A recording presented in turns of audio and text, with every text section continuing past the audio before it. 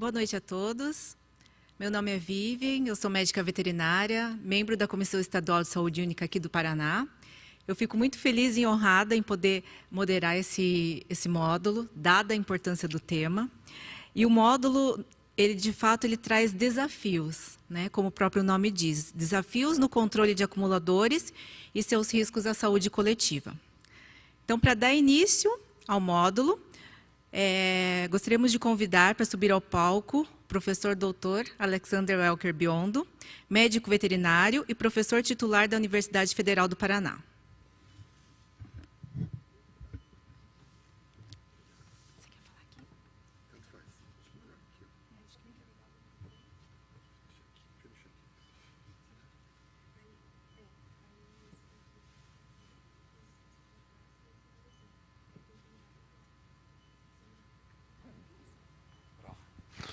Então, boa tarde, boa noite. Vamos só esperar a apresentação. Então, obrigado pelo convite. É sempre uma satisfação e uma oportunidade de compartilhar algumas experiências e também de abrir para perguntas, né? Num outro momento, talvez por conta do avançado da hora. Mas, como a professora Vivian colocou, porque o assunto realmente ele exige essa abordagem em saúde única.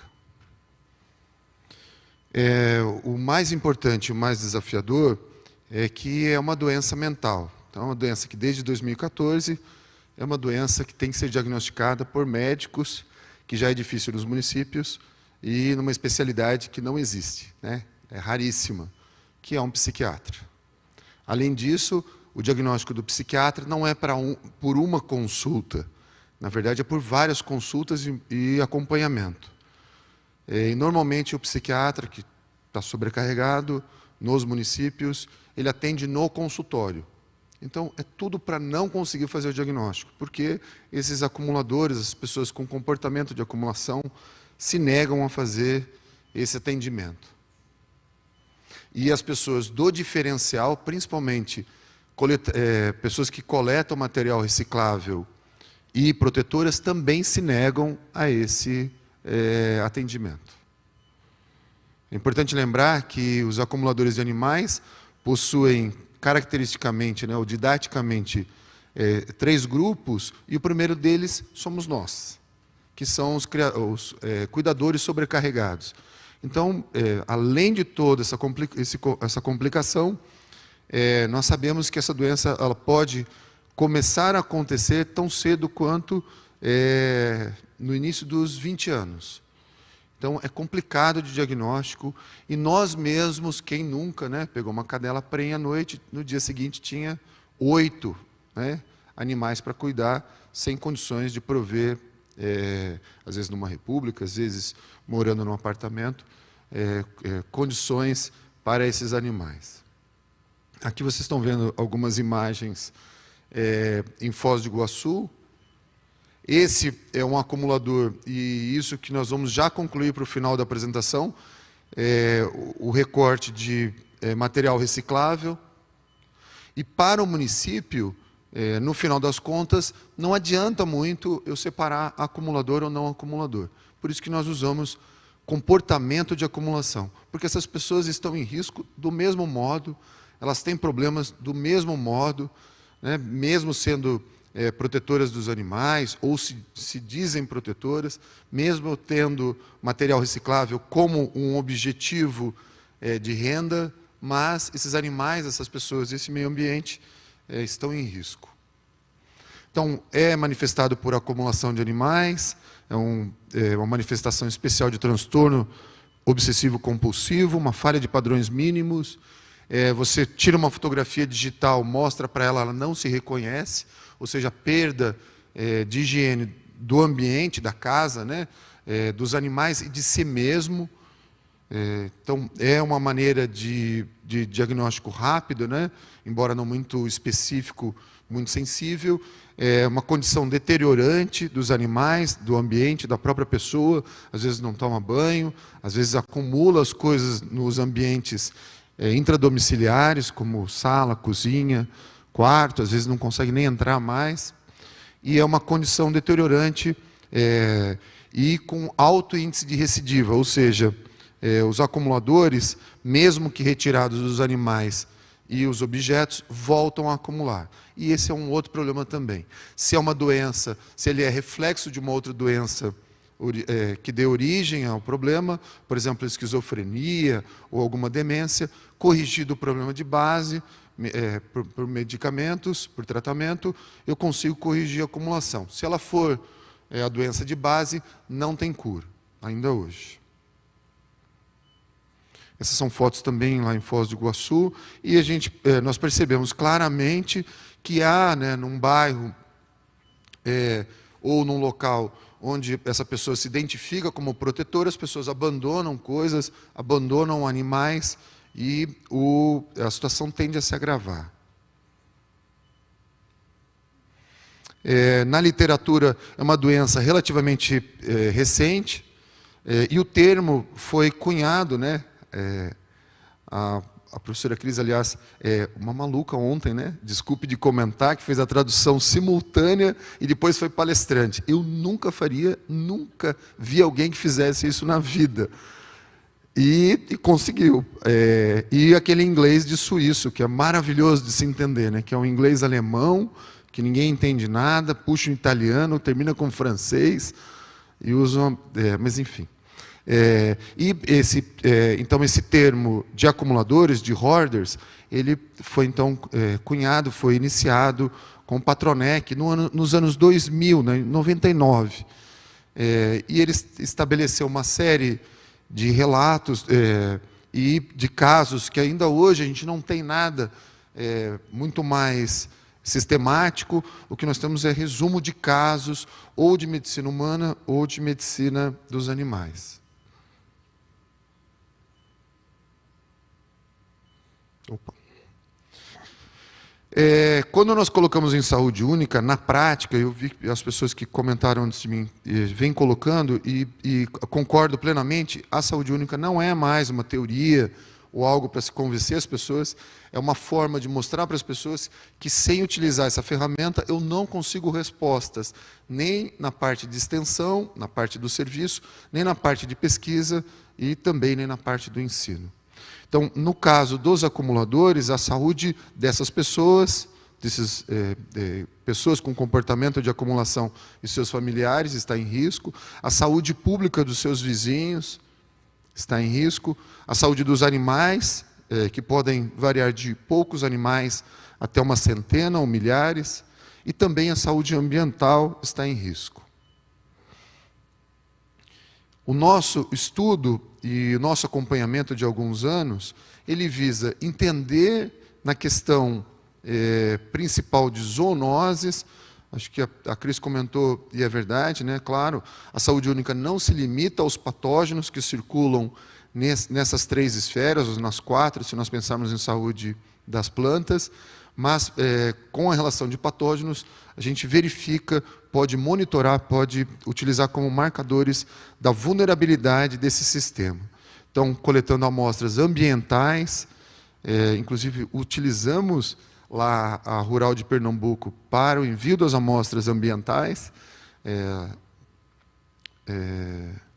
lá com o mesmo pessoal, com o professor Rinaldo e a equipe,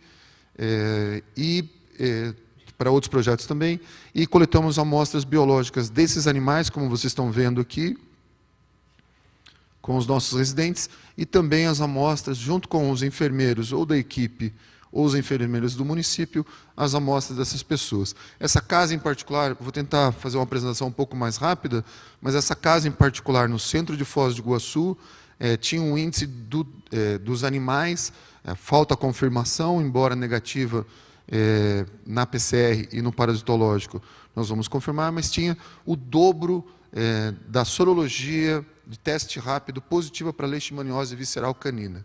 E o que mostra para nós? Essas pessoas que vocês estão vendo coletando sangue, todas autorizaram. Eu utilizo as imagens com autorização da maneira como estão na apresentação, e se nós não pedimos autorização, mesmo que deixem com o blur de rosto, com desfocados. Nesse caso aqui, inclusive, essa família é uma família de paraguaios, alocada nessa casa, então era é a mesma foto dos recicláveis e tudo mais. E o que nós entendemos, estando no centro de Foz do Iguaçu, é que talvez isso seja um mapa, né, ou seja, extrapolado para o restante dos grandes centros urbanos do Brasil, onde as pessoas acabam abandonando animais doentes nesses locais. Então nós temos o dobro do que nós imaginávamos de soropositivos, tanto aqui quanto na aldeia indígena de Ocoí, que fica perto de Foz do Iguaçu. Então a saúde do acumulador é mental, né, o isolamento social, abandono familiar, comprometimento de saúde e segurança, bem-estar, negligência, cronicidade. Tem um vídeo, inclusive foi feita uma reportagem lá pela Ana Maria Braga, nos anos de 2012, 2013, em que, e é a parte de educação, nós trouxemos essa foto do lado direito que vocês estão vendo, é uma fotografia da capa do jornal Gazeta do Povo, é o jornal de maior circulação no Estado, onde nós começamos a explicar para as pessoas que elas não eram os anjos dos animais, né? Que elas, na verdade, comprometiam a saúde delas mesmas, desses animais. Então é importante que a gente faça uma conscientização da sociedade para entender que essas pessoas colocam em risco elas mesmas. Se vocês procurarem a entrevista da Ana Maria Braga, realmente essa pessoa tem distúrbios. Ela mesma assume isso. Saúde dos animais em risco também, por vários motivos, inclusive disputa de território, distúrbios comportamentais, disputa por alimento, fome, desnutrição. A retirada dos animais também compromete as pessoas. Uma dessas pessoas, uma senhora teve um infarto fulminante e morreu 3 dias depois de retirar os seus animais. E as pessoas, por reclamação, acaba sendo um problema de saúde pública. Tanto que nos grandes centros há um limite do total de animais, porque é tanta reclamação que as pessoas vão para a periferia ou para as regiões metropolitanas. Durante minha curta passagem aqui na Prefeitura de Curitiba, nós tivemos, né, professora Vivim, logo no primeiro mês, uma acumuladora que pegou fogo na sua casa e morreram quase 50 cães queimados dentro da casa. Ela conseguiu escapar e foi talvez um marco, né, para que a gente começasse esse projeto. Então ele começou em 2012, 2013, eu falei alguns anos, mas o tempo passa mais rápido. Esses animais morreram queimados, né, tentando sair da casa, enfim. E aí foi que surgiu, e já vou partir para a resolução, que é a criação do vínculo, o mapeamento. É preciso que se mapeie, que se monitore e que se mitigue, se não conseguir resolver o problema, que haja o estabelecimento do vínculo e a retirada gradual, tanto dos objetos quanto dos animais. É um projeto financiado pela Fundação Araucária do Paraná, que é um órgão de fomento estadual aqui do estado do Paraná, e uma série de trabalhos que eu vou passar rapidamente, que incluem o mapeamento, esse é um mapa geográfico de Curitiba, um mapeamento mostrando que, inclusive, uma concentração mais ao centro da cidade, aqui a estrelinha é o centro de Curitiba, também um recorte mostrando quantos são só de objeto, de animais e de ambos. Aqui a quantidade de cães e gatos por acumulador, de 20, que nós fizemos essa contagem, com péssimas condições em todos os níveis. E aqui agora eu trago alguns trabalhos rapidamente, mostrando o perfil dessas pessoas, normalmente mais mulheres, mas também homens, em torno de 60% a 40%, mais idosos, com baixo nível socioeconômico, parte delas tinham recursos e perderam com a doença, em risco de incêndio, odor desagradável, e tudo isso com amparo estatístico. Uma dessas pessoas foi, inclusive, encontrada com a ossada, porque acabou sendo comida pelos animais, tamanha vulnerabilidade, e isso é uma coisa que acontece no mundo todo e a gente não se apercebe. Esse indivíduo acaba morrendo nessa casa, sozinho, os animais não têm o que comer, acabam realizando esse tipo de tentativa, né, de sobrevivência. Parte desses animais, inclusive, que foram encontrados mortos. Aqui o estudo com toxoplasmose, em que na toxoplasmose, por incrível que pareça, é um fator. Então, você tem uma coisa que é um fator de proteção, é que os acumuladores têm menos sorologia para toxoplasmose do que a população em geral.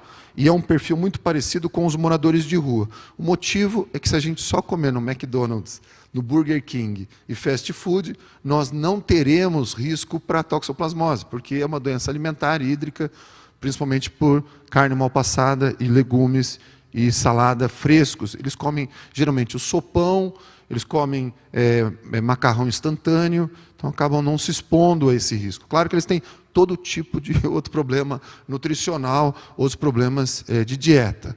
A mesma coisa com leptospirose, né, foi 0 de acumuladores, embora 6% de cães. Ou seja, aquilo que a gente esperava para as doenças, nem sempre os patógenos obedecem, né, o que nós esperamos deles, né? Mais para toxocaríase, e falta agora mais estudos, a amostragem de pessoas foi muito baixa, mas de 19, 14 tinham sorologia para toxocara, ou seja, para larva migrans visceral. A gente alerta para o abandono, comentei com vocês, que principalmente abandono de animais doentes. E, finalizando, essa associação de percepção de casos de acumuladores tem uma relação direta com a saúde das pessoas. E isso porque, nesse estudo que nós publicamos recentemente, onde a percepção foi de tem acumulador na sua cidade, foi alta ou muito alta, foi associado com densidade, renda, índice de desenvolvimento humano. E onde as pessoas falam, não, aqui na cidade não tem acumulador, era associado com vulnerabilidade social, analfabetismo, distância da capital e baixa renda. Ou seja, cidades que cuidam mais das pessoas, cuidam mais dos seus animais e vice-versa. A saúde e bem-estar com a qualidade de vida, e encerro minha apresentação. Agradeço vocês pela oportunidade e, caso a gente não tenha tempo, que eu acho que é o caso, está aqui meu e-mail, eu sou professor aqui da UFPR, o grupo do CRMV do Paraná está de parabéns, acho que é um momento, como sempre, histórico, de termos a diretoria completa, praticamente completa, né, o restante remoto aqui da One Health Brasil, então muito obrigado. Muito obrigada, professor. Excelente palestra, como sempre. Quando você comentou que já faz 9 anos, né, que trabalhamos juntos na prefeitura, por um momento eu pensei, puxa vida, quanto tempo, né? Mas o interessante é a gente saber que, desde aquela época, então, já tinham projetos de extensão sendo desenvolvidos com essa temática, né? Então, dando continuidade, gostaria agora de convidar a palestrante Ivanilde Gonçalves do Nascimento, que é gerente de saúde mental e especialidades na Prefeitura Municipal de Pinhais, aqui do Paraná.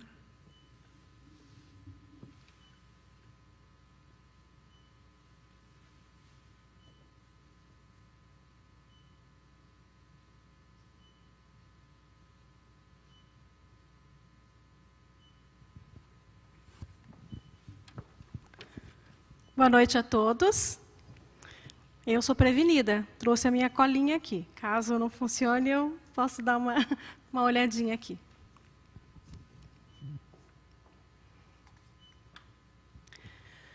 Primeiramente, eu queria dizer que é um prazer eu estar aqui, né? É uma grande satisfação poder apresentar aqui para vocês um pouco do nosso trabalho lá no município de Pinhais sobre os acumuladores.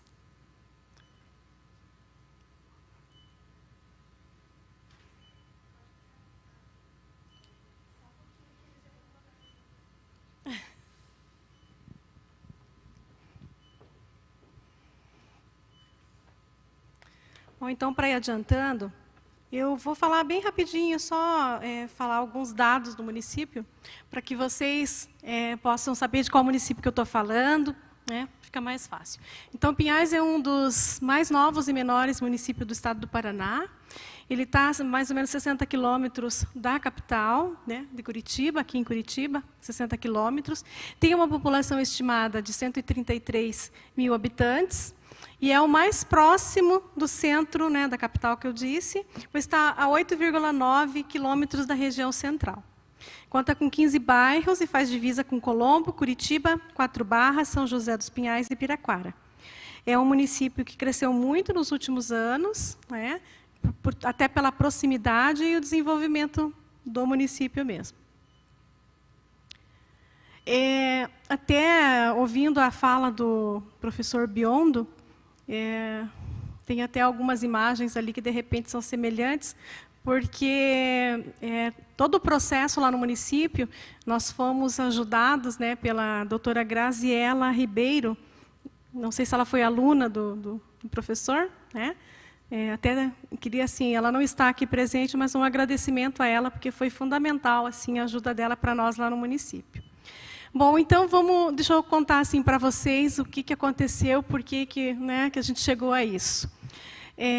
Eu entrei no município em 2018, eu fui para a gerência de saúde mental e a gente tinha situações de muitas reclamações, ainda temos, né, reclamações que chegavam na defesa animal, na ouvidoria da saúde, de pessoas reclamando do vizinho que tinha muitos animais, que à noite fazia muito barulho, muito odor, e pessoas com acumulavam muitos objetos. E daí, em 2015, já havia acontecido um diagnóstico ali da situação.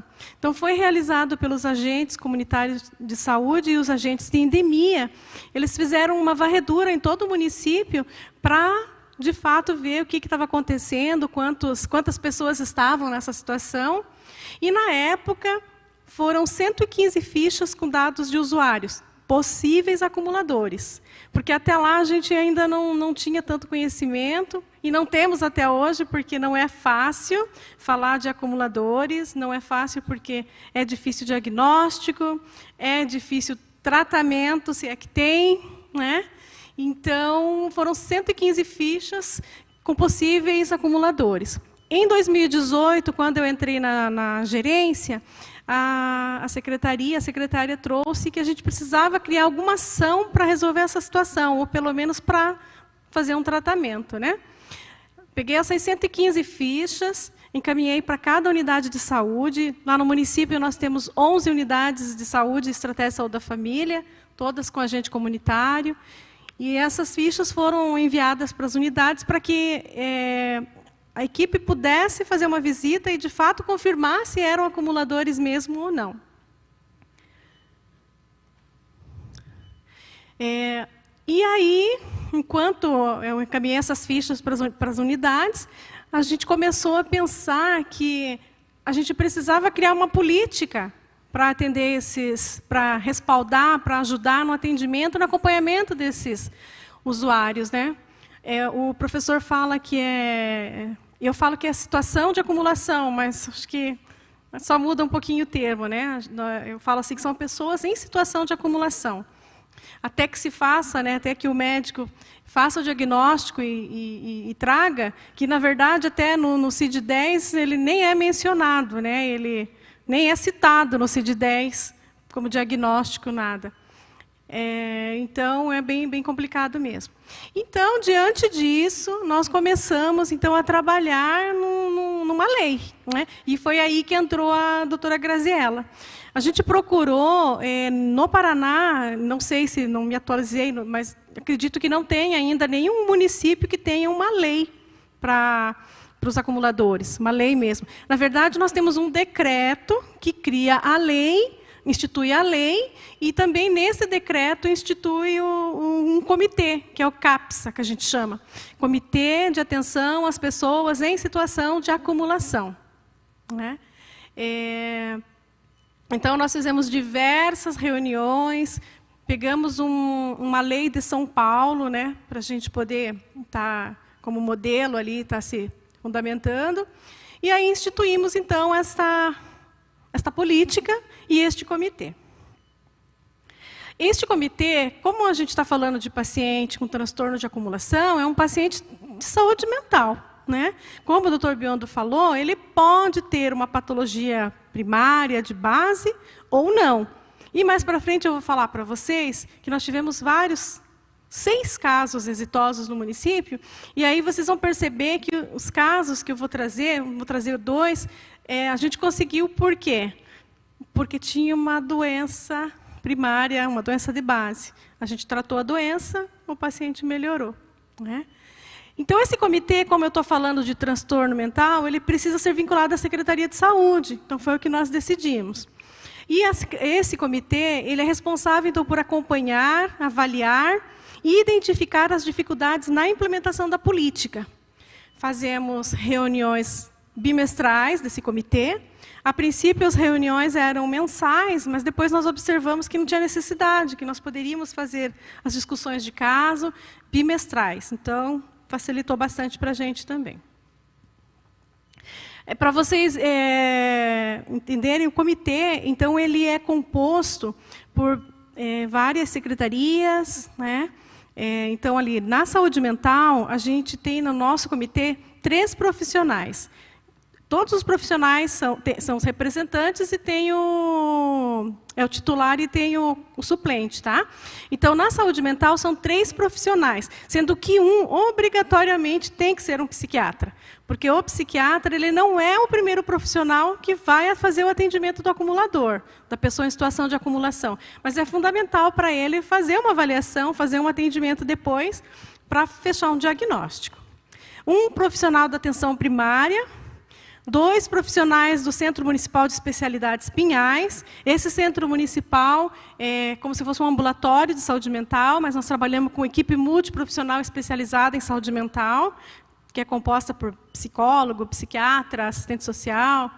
Um da Vigilância em Saúde, um do Centro de Referência em Assistência Social, um do Centro de Referência Especializado de Assistência Social, um da Defesa Civil, e a Defesa Civil é fundamental.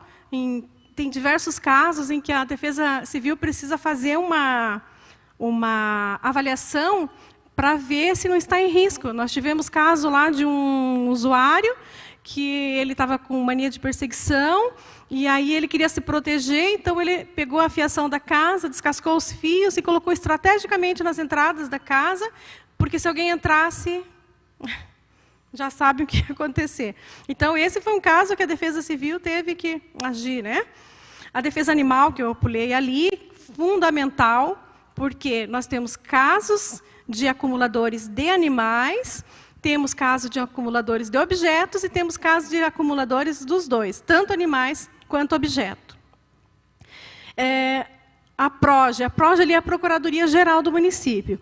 A gente entende também que tem alguns casos que a gente acaba precisando da Procuradoria-Geral do município para estar ajudando. Tem casos que vão para o Ministério Público. Não sei se vocês acompanharam, recente, nós tivemos um caso lá em Pinhais, de um paciente acumulador, que ele, com 3 terrenos enormes, tinha no terreno dele ônibus, tinha no total 9 carros, inclusive um era ônibus. Então, e assim, foi tentado tudo que a gente podia e a gente não conseguiu que ele deixasse de, né, a gente nem entrar, e estava numa situação que estava insustentável para a população. Daí nós precisamos mandar o caso para o Ministério Público e a juíza determinou que a gente fizesse a limpeza compulsória. É legal isso? Não, não é. Nós ficamos bem tristes de fazer isso. Bem tristes mesmo. Porque o fato da gente fazer essa limpeza compulsória, eu acho que é pior ainda do que você fazer qualquer outra coisa, porque os animais, os objetos, ele tem apego por aquilo, né? E aí você vai lá de uma forma compulsória e arranca tudo.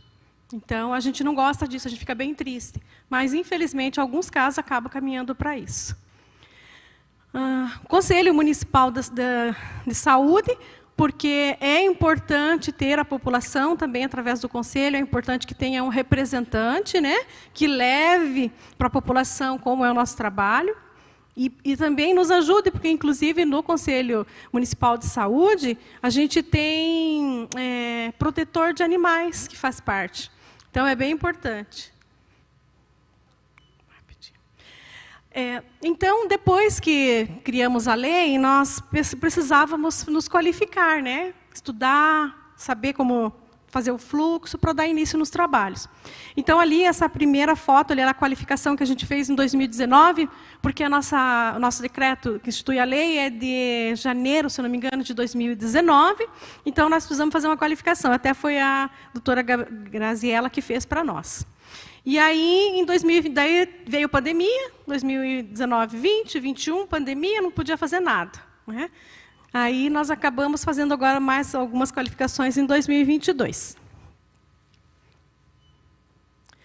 Outra coisa bem importante, né, fundamental, é você trabalhar também com a população, né?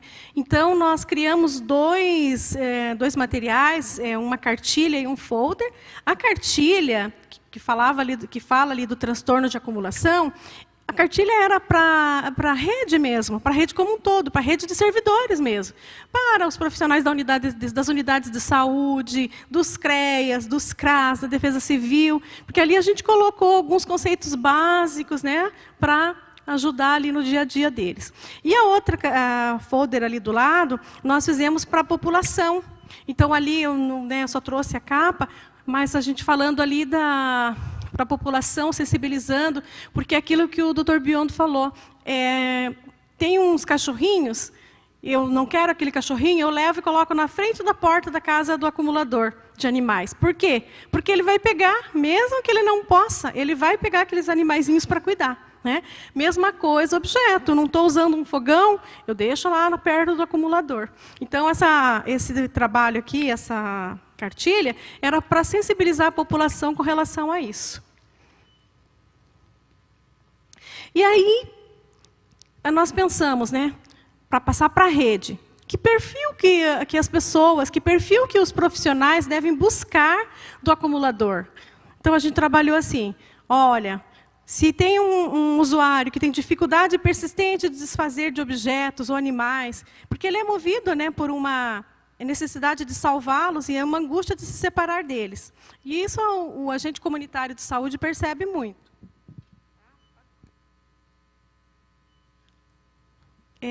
Outra coisa, acumulação, né, gerando uma desorganização e obstrução, a negação e a minimização do problema, isso também é bem comum, e a equipe traz, né?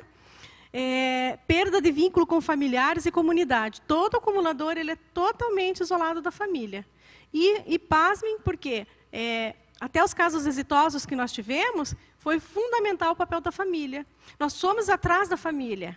E quando você vai atrás da família e você tem familiar junto, você consegue evoluir. Agora, se você não tem familiar, fica mais difícil. Não aceita que entre em sua residência ou quintal. Nós temos lá acumulador que ele coloca tapume na frente da casa, aqueles madeirites, para ninguém olhar lá dentro. E aí é por isso que às vezes não, é por isso que demora anos e anos para você descobrir um paciente acumulador. Porque ele se fecha, ele não deixa ninguém entrar, nem o agente comunitário. O agente comunitário chega na porta, chega no portão, ele recebe lá fora e não deixa entrar. E também tem alguns acumuladores, como é o caso de um caso exitoso nosso, a gente não sabia que ela era acumuladora porque ela se vestia muito bem. Quando ela ia procurar o serviço, ela estava sempre limpa, né? São alguns casos, é claro, né? A gente sabe que a maioria, mas ela estava sempre arrumada, ela era uma pedagoga. Ela sempre arrumada, bem vestida, falava bem. Como que a gente ia saber que ela era acumuladora? E ela não deixa ninguém entrar na casa dela, né? Então, bom, em geral, os acumuladores sofreram algum trauma no percurso da vida, no geral. Ou eles sofreram algum trauma, ou tem alguma doença primária, né, alguma doença de base, geralmente é isso. Uma correndinha. Não quer passar. Oh, agora passou 2 vezes. Como é que eu volto? Vermelhinho? Pronto. Eu acho que tem que voltar mais um. Isso. Tá, perfil. Bom, nós precisávamos criar um fluxo de trabalho, né? Então, como é que funciona lá, bem rapidinho, em Pinhais? A gente tem a informação de que tem um acumulador na unidade, no território, através da ligação de reclamação para a defesa animal, através de ligação na ouvidoria da saúde, ou através de visita domiciliar da equipe que se depara com uma situação dessa. O que a gente faz? Foi criada uma ficha de identificação da situação de acumulação. Então, qualquer pessoa da rede que tem uma informação de um acumulador, ele faz contato com a unidade de saúde do território do paciente. E aí, a unidade de saúde, juntamente com essa pessoa, vão fazer visitas a este acumulador, né? Faz visitas, não precisa ser uma única visita, pode ser mais de uma visita. E assim que tiverem certeza que ele é acumulador, preencha essa ficha. Preenchendo essa ficha, nós trabalhamos lá no município com um sistema chamado SE Suite. Esse sistema é um sistema de gestão de projetos, de gestão de planejamento. É um sistema muito interativo, muito interessante, porque assim, você cadastra o usuário, cadastra o acumulador, faz um plano de ação multiprofissional para ele e automaticamente, como é cadastrado equipes, né, equipes, por exemplo, a unidade 1, equipe tal, unidade 2, equipe tal, o sistema automaticamente ele manda informação para aquela pessoa por e-mail dizendo assim, tem um caso novo, faça o plano de ação. Tem na linguagem lá. Tenho um caso novo, eu tenho que fazer um plano de ação. E aí, cada um se responsabiliza de fazer o seu plano de ação, né, e de dar continuidade. Deixa eu ver o que mais. E esses casos a gente acaba discutindo também nas reuniões bimestrais. Então, aqui, bem rapidinho, o caso exitoso. Então, assim, uma senhora de 49 anos, pedagoga, como eu falei, sem nenhum vínculo familiar, ela acumulava, na época, cerca de 30 animais e objetos. Nunca tinha aceito o tratamento, até o início do CAPS. Bom, ela tinha um diagnóstico de esquizofrenia, sem tratamento, né? E com a ajuda da genitora, a gente conseguiu, então, que ela se tratasse. Aconteceu assim, a gente foi atrás da genitora, porque precisava dela, e elas tinham um relacionamento cortado há muitos anos, mas a gente foi atrás, ela veio. Numa saída dela, a mãe veio na casa, não aceitava ainda, e tirou alguns cachorros, bastante, aliás. Quando essa mulher chegou, que ela viu que tinha tirado o cachorro dela, ela enlouqueceu. Aí ela foi na casa da mãe. E a mãe tinha uma coleção de quadros, que tinha uma situação financeira boa, ela tinha uma coleção de quadros, assim, que ela amava muito. Ela pegou uma faca, ela foi lá, ela cortou todos. Todos ela cortou. E foi embora. Aí a mãe caiu a ficha, falou, meu Deus do céu, a minha filha está doente, minha filha não está bem. O que ela fez? Como ela tinha uma situação financeira boa, ela levou essa menina para uma clínica particular e internou lá a filha. Tudo bem. Internou daí de janeiro a abril. Nesse tempo que ela ficou internada lá na clínica, o psiquiatra fechou o diagnóstico de esquizofrenia e começou um tratamento com uma medicação chamada, acho que Invega, que é uma medicação caríssima, mas a mãe tinha condição e começou a comprar essa medicação. E aí, ela voltou para casa, medicada, já estava mais tranquila, mas como é que nós ia fazer essa mulher continuar, gente, tomando esse remédio? Pois é injetável. Como que a gente vai fazer? Quando está numa clínica, você faz e pronto, e em casa. Aí é que entra o papel bem importante da atenção primária à saúde. O que a gente fez? Ela tinha vacinas atrasadas, principalmente vacina antirrábica e outras lá. Aí nós começamos a fazer as vacinas nela, com o apoio da mãe, com o aval da mãe. A gente fazia as injeções e ela achava que era vacina. E a gente foi fazendo, e a gente foi fazendo, e ela foi se acalmando. Só que chegou uma hora que não tinha mais vacina para fazer. Mas a mãe... Gente, a mãe estava ciente, tá? A gente fez tudo com o aval da mãe. Foi uma estratégia. Daí, como é que a gente ia fazer? Aí, como ela já estava melhor, a gente sentou e conversou e ela aceitou. Até hoje, ela vai na unidade de saúde, a mãe compra a injeção, custa cerca de R$ 1.500, R$ 1.700, mas a mãe compra, ela vai na unidade de saúde e faz. Sabe o que a gente teve que fazer? O CAPS tinha que ir toda vez que ia fazer a injeção, tinha que ir na casa dela. Ir lá na casa dela fazer vínculo para conseguir. Resumindo, hoje ela voltou a dar aula, 2 períodos, não acumula mais, mas ela continua no nosso monitoramento. E vai continuar por um bom tempo. Aqui, gente, essas fotos é dela, tá? Ela só tem hoje essa cachorrinha preta aqui, ó, só. O restante ela conseguiu, graças a Deus, né, não precisa mais. Já a mãe, o município acabou fazendo doação dos cachorrinhos, arrumou um lar. Gente, para finalizar, eu queria falar muito mais, porque toda vez que eu vou falar desse assunto, eu gosto muito. Meu olho brilha e eu quero falar e falar e falar porque eu gosto. Mas eu sei que não dá tempo, então eu vou falar só bem rapidinho aqui das fortalezas e as fragilidades. Queria dizer para vocês que trabalhar com acumulador não é fácil.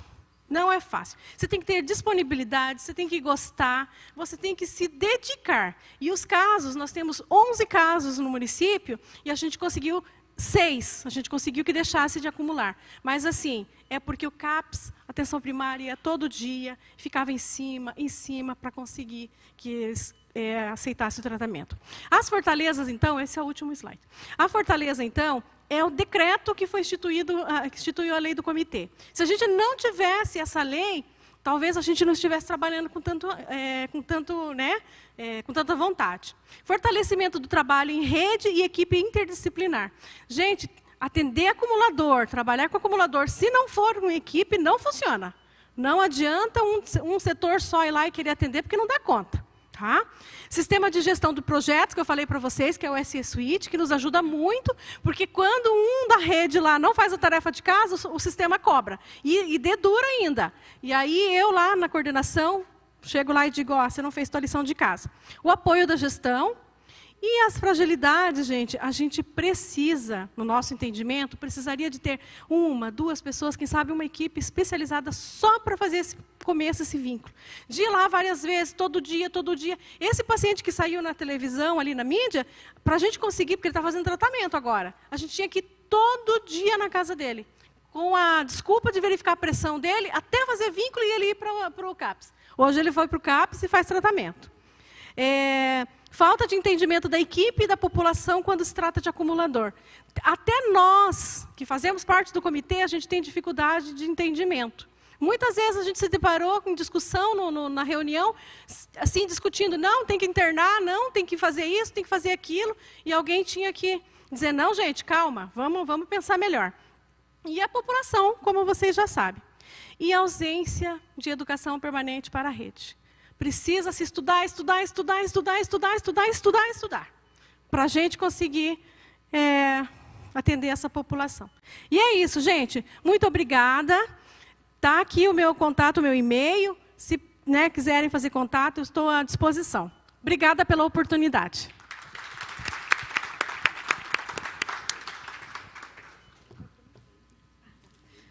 Aqui uma lembrancinha. Muito obrigada pela apresentação. Foi muito boa. Muito obrigada, Ivanilde. Foi um prazer te conhecer hoje pessoalmente. Né?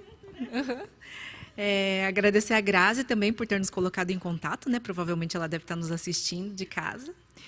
E ficamos bem felizes de ouvir as suas experiências, né? Acho que uma das propostas que nós pensamos pela comissão era realmente para trazer alguém do serviço que pudesse falar um pouco das dificuldades, né, das fragilidades, como você colocou. E o melhor de tudo foi ouvir os casos exitosos, né? Que bom que temos desafios, mas temos conseguido. Muito obrigada.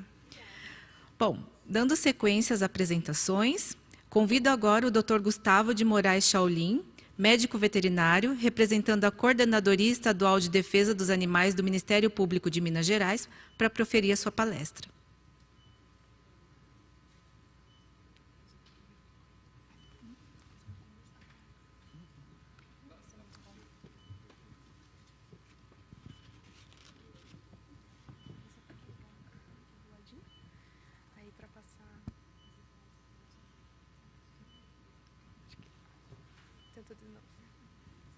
Oi. Agora ligou.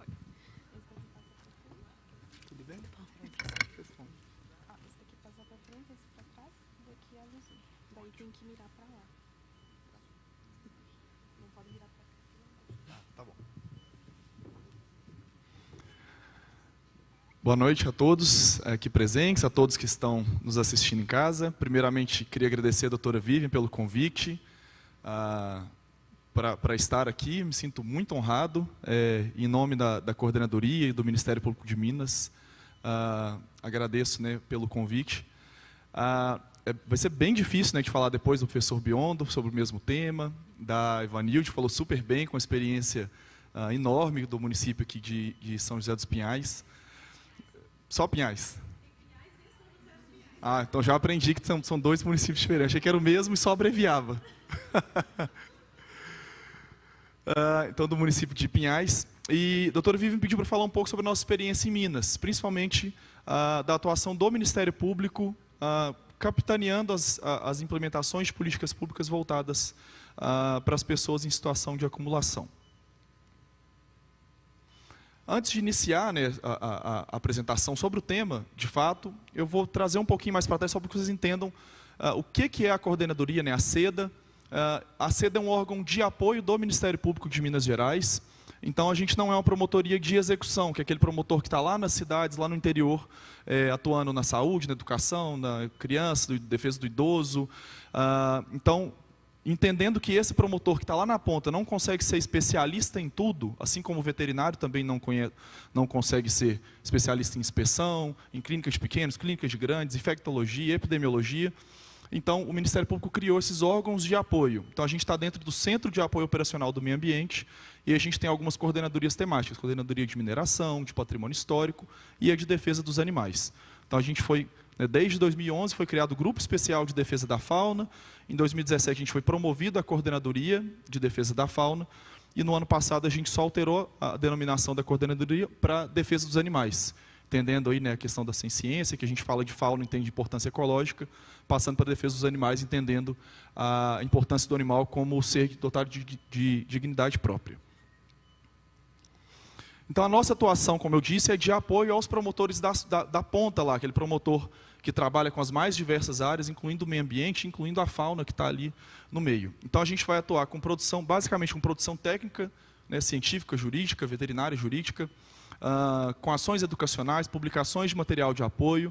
Vamos fazer interlocução com a sociedade civil organizada, academia, entidades classistas, e vamos participar em casos complexos e de grande repercussão. Então, os rompimentos de barragens, Brumadinho e Mariana, a coordenadoria estava lá atuando. O caso do Sansão, que foi o cão que deu origem, né, à mudança da lei de maus tratos, que foi na região metropolitana de Belo Horizonte, teve atuação da coordenadoria. Então, a gente atua reforçando nesse apoio aos promotores. Então, a doutora Luciana, que é hoje a coordenadora, ela só atua quando tem solicitação de um promotor. Então, a gente faz esse trabalho de bastidores, vamos dizer assim. E aí, dentro dessa produção de materiais, a gente trabalha sobre os mais diversos temas, não é só acumulação. Então, aqui são alguns dos guias que a gente produz em parceria com a academia, com a sociedade civil. O da esquerda, né, um guia de políticas públicas de manejo populacional, que é do ano passado, um guia de conflito de animais silvestres em centros urbanos, um guia orientativo para associações de proteção, né, como regularizar a associação, como ela pode atuar dentro das mais diversas áreas de proteção animal.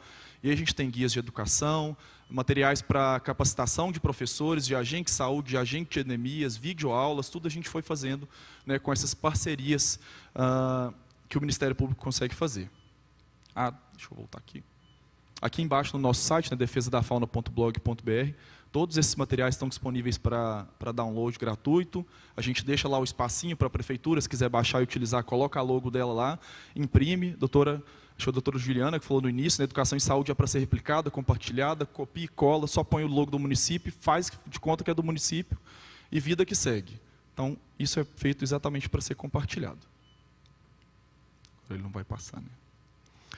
E aí, dentro das ações do Ministério Público, especificamente da coordenadoria, eu não podia iniciar a fala das pessoas em situação de acumulação sem falar do problema de base, que é o descontrole de população de cães e gatos. A gente pode falar que é a causa, mas também pode falar que é uma consequência depois, né? Pode gerar as pessoas em situação de acumulação, como o professor Biondo falou, né, que são cuidadores sobrecarregados, a gente tem um descontrole e elas começam a colocar animal para dentro. E aí, se eu consigo controlar, tá aquele monte de animal, eu vou fazer o quê? Vou tirar e vou jogar na rua? Vou tirar e vou colocar num abrigo? Então, a gente passa a ter um novo problema.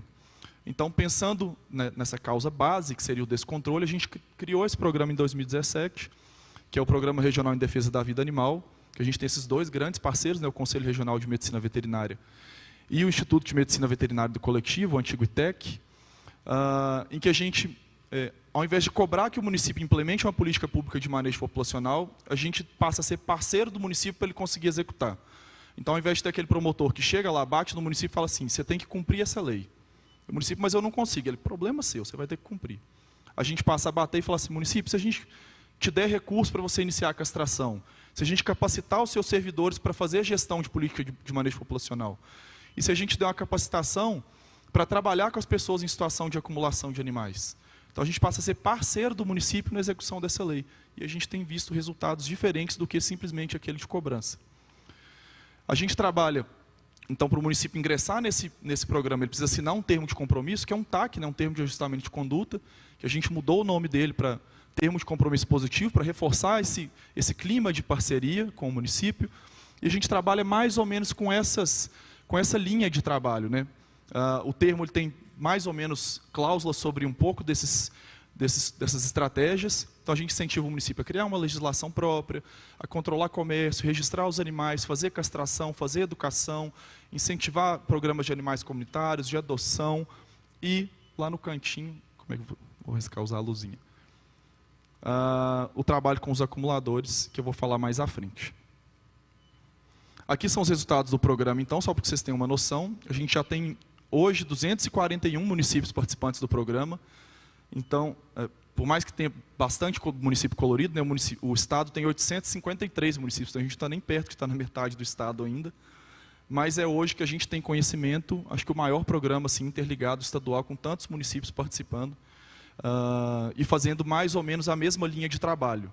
Então, as metas estão lá no termo de compromisso, que ele tem que cumprir, todos são capacitados de forma igual para fazer mais ou menos as mesmas ações. A gente trabalha com esses blocos de municípios, né, com associações intermunicipais, consórcios intermunicipais, para facilitar esse diálogo e trabalhar o problema comum de forma conjunta, que reduz custo, reduz, né, o município A joga cachorro no município B, o B joga no C, o C joga no D, ninguém resolve, ninguém faz nada, então a gente começa a trabalhar em conjunto. Passada a assinatura do termo, então, os municípios são capacitados, como eu disse, na parceria com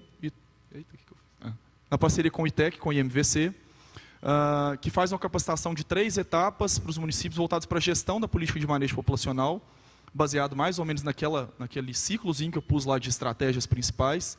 Então, o município sai da capacitação com o diagnóstico situacional pronto, montado, e um plano municipal de manejo populacional elaborado de acordo com a realidade dele, com o que ele levantou no diagnóstico dele.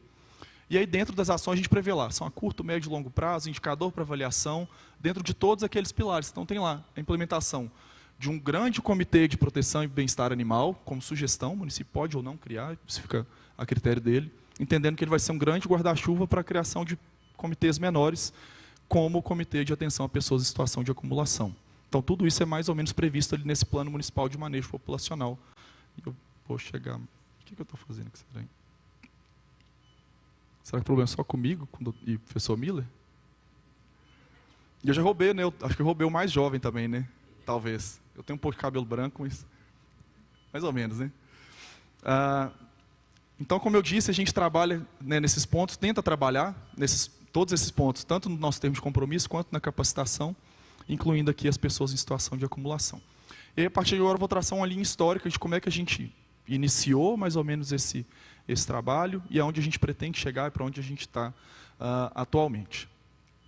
Então, a gente iniciou lá em março de 2019, provocado pela proteção animal, pelo Movimento Mineiro dos Direitos dos Animais, que a Adriana Araújo é a coordenadora, quem eu teço aqui meus parabéns e agradecimentos pelo grande trabalho que ela faz.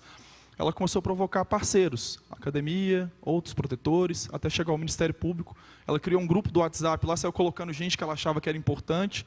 Falou, gente, vamos discutir que a gente está cansado de receber casos de acumulação na proteção animal. A gente não consegue mais lidar com tudo isso. Então, a gente precisa fazer alguma coisa, precisa ter um trabalho único, criar uma estratégia. O que a gente vai fazer? Então, lá em março, a gente começou essa discussão, chegou até a coordenadoria, e aí foi solicitado a UFMG, a Escola de Veterinária da UFMG, a elaboração de um parecer técnico sobre a acumulação de animais.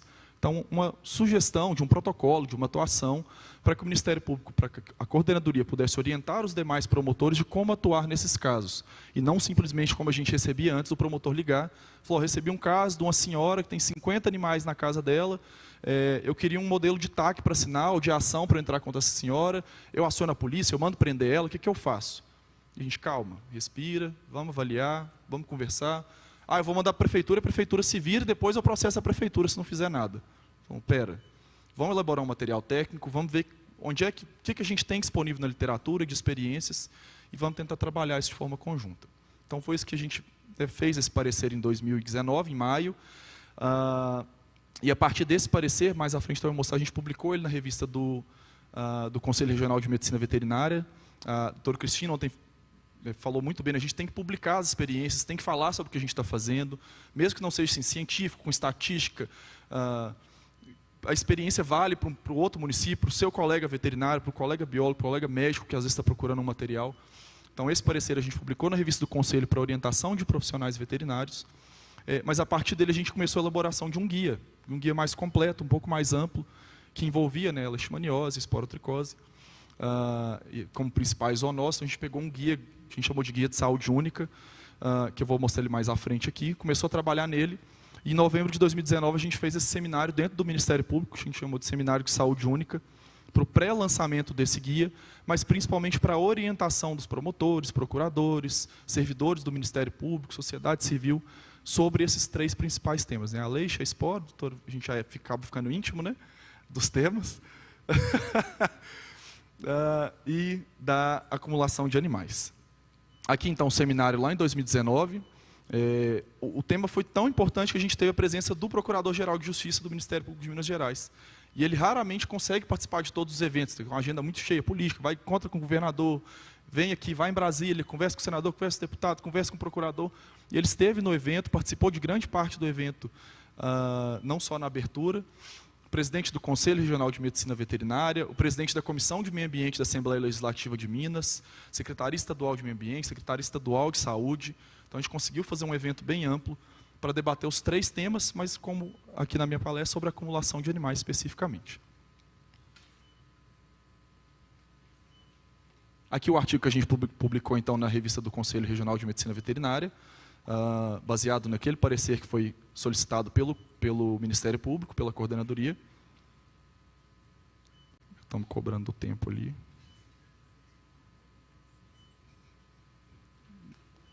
Aparentemente o passador não... Aí, eu passei 2. Ai. Volta. Aqui, então, a publicação do artigo na revista do Conselho, em dezembro de 2019. Em março de 2020, a gente resolveu ampliar ainda mais esse grupo de trabalho que a gente tinha criado. E aí começamos a convidar Polícia Civil, Polícia Militar, e pesquisadores, protetores e gestores de outros municípios que tinham outras experiências. São Paulo, Paraná, Recife. E aí a gente montou um grande grupo de trabalho, em que em março de 2020, a gente começou a fazer, esse aqui é a coordenação do grupo de trabalho hoje. Então a gente tem, né, membros ali da UFMG, da Proteção Animal, Graziella, que a doutora Ivanilde comentou, ela chegou a fazer uma capacitação com a gente lá em Belo Horizonte. Secretaria Estadual de Meio Ambiente, aí, gente, Recife, Belo Horizonte, Polícia Civil, São Paulo, a Stephanie, que foi citada aqui na última palestra, a doutora Vânia, do Fórum Animal, e à direita ali, mais acima, a doutora Luciana Imaculada, que é a coordenadora hoje da CEDA, lá do Ministério Público, a promotora de Justiça. E aí, dentro desse grande grupo que a gente conseguiu formar, a gente começou a fazer uma capacitação interna. Então, a gente fez 20 reuniões semanais, para fazer um nivelamento. Então, a gente falava sobre bem-estar animal, falava sobre a parte jurídica, sobre a parte médica, saúde mental. Cada, né, membro ali, chave, fazia a sua apresentação para a gente nivelar o conhecimento. Então, mais de 100 participantes, 48 instituições envolvidas. E a partir desse grande encontro, a gente falou assim, acho que isso aqui está pouco, vamos construir um guia maior do que o primeiro que a gente já fez? Parece fácil, mas não é, né? Pensa, 100 pessoas escrevendo qualquer coisa dá trabalho. Então, a gente resolveu, aí, em março de 2021, foi publicado o guia que a gente fez lá sobre os 3 temas, a pandemia parou, a gente parou o guia, ele acabou não sendo publicado, só saiu em 2021, que é esse aqui, que também está disponível lá no nosso site para download gratuito. Coloquei aqui a coordenadoria e a Escola de Veterinária da UFMG, que foram, né, os 2 órgãos responsáveis pela coordenação do material. Mas a gente viu que esse guia, por mais que ele trouxesse, fosse bastante completo sobre o tema, a gente viu que tinha mais coisa para falar. A gente falava muito de animal, que era muito veterinário falando, falava pouco da parte jurídica, mas quase nada de saúde mental, de saúde ambiental. A gente, né, o professor Milo até falou, a gente não fazia saúde única, parece. A gente achava que fazia, mas não fazia. Então, a gente precisava de algo maior. Mas esse guia já serviu bastante suporte para a gente trabalhar junto aos municípios de Minas Gerais. Então, lá a gente já tinha a sugestão da criação desse comitê de trabalho intersetorial de atenção ao transtorno de acumulação, que a gente apelidou, né, de CIATA, com sugestões de membros a participarem desse comitê. E com isso a gente já conseguiu, né, com esse conhecimento técnico produzido, a gente já conseguiu trabalhar com os promotores, com os gestores, com os municípios, baseado nesse conhecimento que foi produzido. Em março de 2021, a gente criou uma disciplina de extensão dentro da UFMG para a criação desse novo guia. Então, de novo, aqueles mesmos participantes de 48 instituições, todo mundo se matriculou na disciplina de extensão. A gente começou a discutir os capítulos dos guias, cada um apresentar a sua ideia, juntamos tudo e elaboramos em 2022, ainda não foi publicado oficialmente, esse novo guia de animais em situação de acumulação. Então, guia de abordagens intersetoriais para intervenção, prevenção e práticas de bem-estar aos animais e seus responsáveis. Então, esse ele deve ser publicado nos próximos dias, seja a capa extraoficialmente divulgada, mas a gente espera que aí, agora novembro, dezembro, já esteja publicado e disponível lá na nossa página para quem quiser ter acesso. E aí, para finalizar mesmo, né, onde a gente está hoje, o que a gente pretende para o futuro, então, baseado em tudo isso que a gente já produziu, toda essa experiência que a gente já teve, a gente se baseou muito nos casos de São Paulo, que a doutora comentou que utilizou, né, o protocolo, aquele decreto de São Paulo. Agora a gente começa a capacitar os municípios baseado nesse material que a gente produziu. Então, a gente leva equipe de saúde mental, médicos veterinários, promotor ou advogado, quando tem disponível, e começamos a fazer capacitações com servidores das prefeituras. Então, já fizemos 3, desde a finalização do guia, e começamos a atuar também em casos específicos que demandavam uma atuação maior, que não só de um veterinário da prefeitura ou de um médico da prefeitura. Então, recentemente a gente foi convidado pela promotoria da capital de Belo Horizonte, que é, né, a nossa maior comarca, a maior promotoria, que geralmente atua por conta própria, por ter, né, vários promotores especializados. Mas a gente foi convidado e convidaram também setores da prefeitura para a implementação desse sistema aqui, dentro da prefeitura de Belo Horizonte, entendendo que se a capital instalar esse comitê intersetorial, a gente espera que as demais cidades, principalmente a região metropolitana, comecem a seguir o exemplo da capital. Então, a gente sentou com o promotor da capital, conversamos, vamos começar, né, a tentar implementar essas ações em Belo Horizonte. Aqui só a primeira capacitação que a gente fez, foi uma capacitação aberta aos municípios, então a gente não teve não só municípios de Minas Gerais, mas de outros estados participantes. Então, promotora de justiça, doutora Graziella, proteção animal, né, com a Eliana Malta, a Vânia, que apesar de veterinária está dentro da proteção animal, uma médica, uma psicóloga participando e a professora Daniele, da Escola de Veterinária da UFMG. Então, agora a gente começa a fazer isso junto aos municípios, incentivado ou não pelo Ministério Público, às vezes por solicitação própria das prefeituras. Passou? Não? Não. Então, era só, o meu último assim, era de considerações finais, ele passou mais que um, que o trabalho a gente não consegue fazer e ter resultados se a gente desvincular o trabalho de acumuladores da política de manejo. Então, a gente começa a usar aquele jargão, enxugar gelo, a gente começa, tira animal, volta animal, tira animal, volta animal. Resolve um caso, aparece outro, resolve 2, aparece 4. Então, a gente percebeu que não conseguia desvincular uma política da outra e que a gente tinha que ter a política de manejo como um grande guarda-chuva. A intersetorialidade, por mais que a gente leia e veja nas palestras, né, falando, é importante ter, mas na prática a gente percebeu que era essencial de trabalhar. A Polícia Civil começou, a gente está recebendo muito caso da promotoria de Belo Horizonte. E a gente sabe que a gente não pode ir lá e prender. Se eu for lá e falar que tem maus tratos, eu tenho que prender aquela senhora. Eu não posso fazer isso, eu sei que aquilo não é o problema. Mas o promotor está em cima de mim cobrando. Então, o que a gente precisa fazer? Capacitar o promotor, capacitar o delegado, capacitar o investigador, para chegar lá na ponta e a gente conseguir ter algum resultado. E a gente também percebeu em Minas que ter o Ministério Público como centro, como parceiro, facilitou muito, porque ele consegue cobrar da prefeitura que os órgãos conversem entre si, meio ambiente conversa com saúde, com assistência social, com secretaria de obras, com o gabinete do prefeito, que às vezes não tem interesse político também de fazer nada, mas o Ministério Público está lá cobrando ele de ferrinho de dentista, né, que a gente brinca. E o Ministério Público tem recurso para fazer. Muita gente não sabe que tem recurso financeiro para bancar política pública. Então, a política de manejo populacional, naqueles 241 municípios, todo o pontapé de início da política foi bancado pelo Ministério Público. Compra do castramóvel, compra de microchip, capacitação de servidor, tudo financiado pelo MP. Então, os ministérios públicos estaduais têm recurso guardado de medida compensatória, de multa, que às vezes ele não sabe o que ele vai gastar, ele guarda num fundo, esse dinheiro fica lá o resto da vida para não ser usado para nada. Aqui estão nossos contatos, nosso site, estão todos esses materiais que eu passei estão lá disponíveis para download. Tem que ficar aqui. O nosso e-mail, qualquer dos materiais que a gente tem, a gente está super disponível para disponibilizar. E o nosso Instagram, para quem quiser seguir a gente também nas redes. Muito obrigado.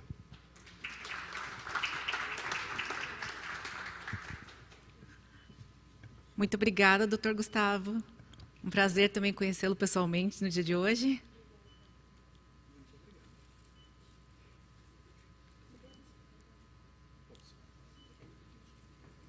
E sua fala foi bem interessante, inclusive porque trouxe para nós muitos materiais bem ricos, né? Muita informação, muita orientação que a população de fato precisa.